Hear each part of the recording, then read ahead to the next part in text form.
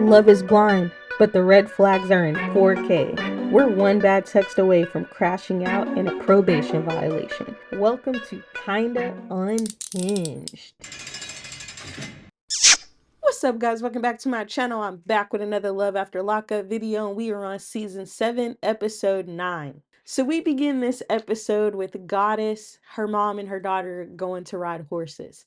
And as soon as they get out there, Damon calls and he tells her that he's about to get out on the following Monday. So, of course, she's super excited about it. So she asks him who else knows that he's getting out. And he's like, well, of course my family knows, but other than that, just you. Then we cut to Benita talking to her friends, and they're asking her when Demond is getting out. And she's like, I don't know, but I know it's soon. Then he calls her and says, hey, I'm getting out Tuesday. So basically, Demond is planning on being released twice. He's going to be released on Monday for Goddess, and he's going to spend the day with Goddess. And then he's going to be released on Tuesday, and he's going to, I guess, spend the day with Benita. And then I don't know what he's going to do past that, because I mean, that right there is wild. He still has in his head that they're going to be this big, happy family. And he said that he wants 10 kids. And I think he's well on his way. Like, he's got like 4, and Goddess has got some. So, I mean, you're close to 10 already. And the crazy thing is, both Benita and Goddess were saying, like, oh, he's just like me.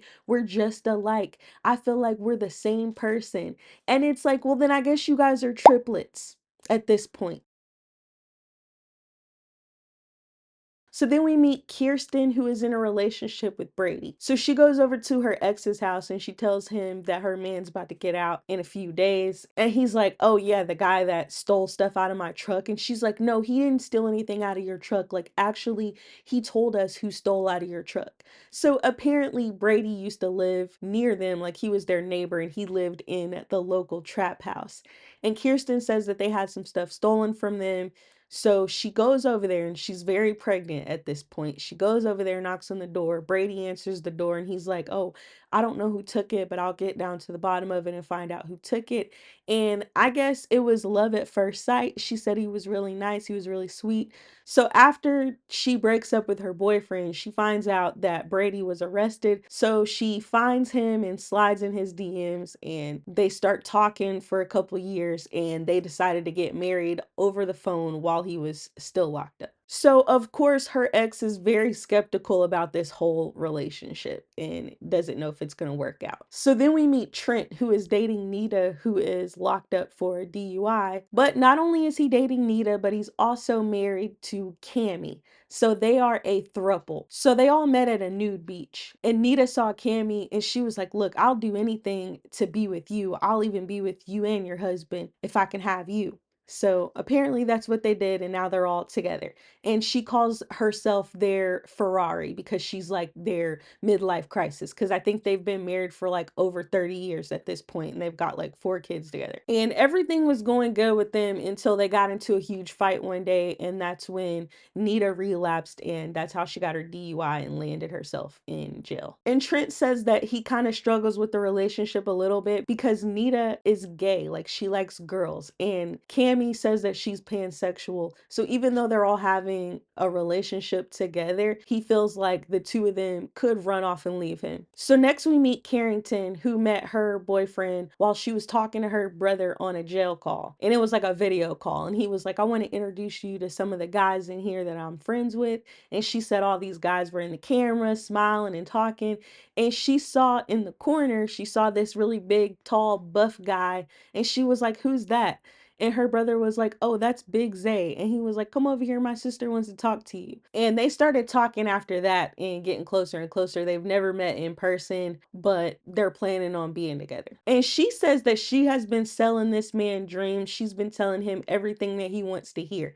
She told him she knows how to cook. She takes pictures of other people's food and sends it to him. And he's like, oh, I can't wait to try it. So she's over at her stepdad's house and her sisters are there. And she tells them that Zay is getting out in about a week. And they're like, "Are you sure you're ready for a relationship? It hasn't been that long since you and your ex haven't been together." And apparently her ex, who is the father of her child, were engaged, and he called off the engagement and married someone else. And unfortunately, she hasn't gotten over it, and she is still deeply connected to him. But she says that her and Zay are planning on getting married within 30 days of him getting out. And her sisters are like, "That's quick. Do you not have any concerns?" And she's like, "Well, there is something that I've been hiding from Zay." And she didn't even want to talk about it. But she eventually says that she's been going out on dates with other guys, and she's currently on dating sites because she was lonely. So then we catch back up with Rich, and he's on his way to pick up Felicia. So we see him meeting up with her family for the first time. He meets her aunt and her cousin and her brother, and they seem cool. They basically said that as long as he doesn't break her heart, then everything will be fine. So then we see Rich and her family meet at the spot where Felicia's supposed to get out. And on their way there, the aunt tells her daughter that she thinks that Rich is a good guy, but Felicia might actually break his heart. So while they're out there waiting, her parents pull up. So they meet Rich for the first time. Of course, he's super nervous to meet them, but it seems to go well. The dad doesn't really say a lot, but the mom said that she really likes Rich. She really thinks he's a good person. So everything seems like it's good right now with the family. And then of course with them, they left us on a cliffhanger of Felicia getting out, and we see her cousin running over to her and hugging her. So I guess we'll pick back up with that on the next episode. So then we see Kirsten go to hang out with her friends, and they're talking about Brady getting out. And one of her friends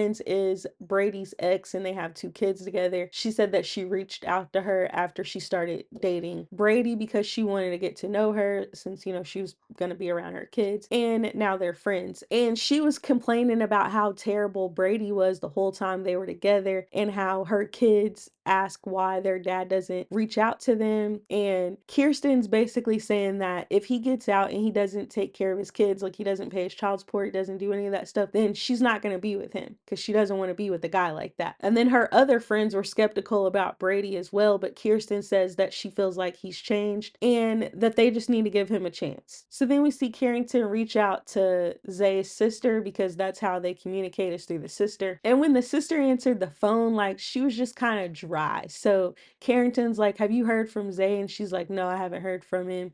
And she was like, "Well, if you hear from him, can you like let him know that I want to talk to him?" And she's like, "Yeah." So when she gets off the phone, her sisters were like, "She seems uninterested. Does she even like you?" And Carrington was like, "I mean, I don't know." Then we get a scene from the sister's house where Zay calls her, and of course she's happy to hear from him. And she's like, "Your girlfriend's been blowing up my phone. Let me call her so you can talk to her." So I'm thinking everything's cool. So she calls Carrington and they're talking, and he says, "Yeah, I got your name tatted on my wrist." And Carrington is blown away.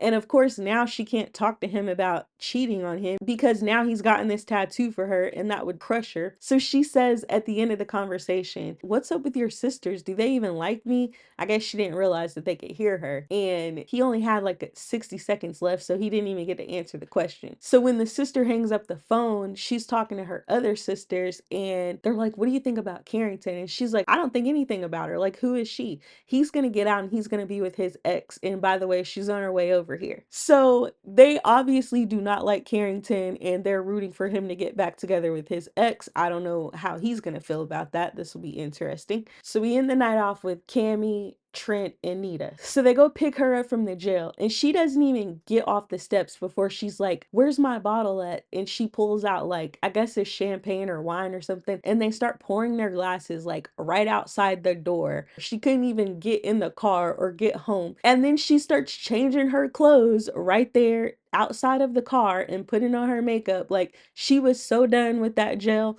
And I'm thinking she must have been in there for a long time that she was so ready to be done with it. And turns out she was only in there for like 60 days.